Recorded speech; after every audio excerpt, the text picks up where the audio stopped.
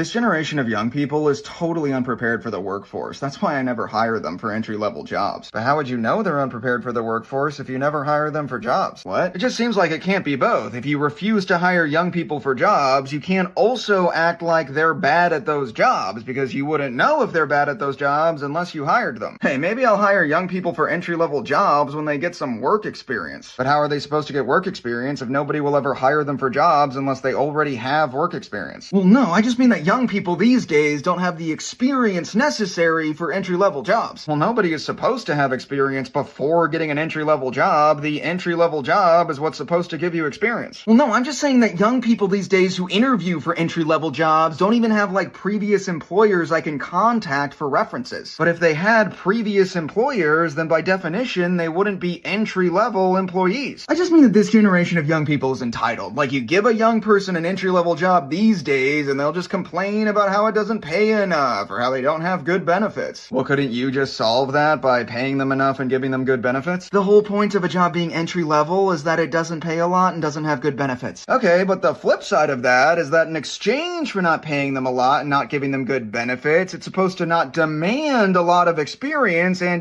prepare you for the workforce. Why would I hire an inexperienced, entitled young person for an entry-level job when I could hire a super experienced, mature, old person for the exact same entry-level job? But then how could that be considered an entry-level job? Because if the person you're hiring already has a lot of experience in the workplace, then this wouldn't be the level they're entering the workplace on. What's your point? My point is, if for entry-level jobs full of demeaning work with low pay and bad benefits, you're exclusively hiring old people who have already been in the workforce a while, then those jobs no longer qualify as entry-level, they're just shitty.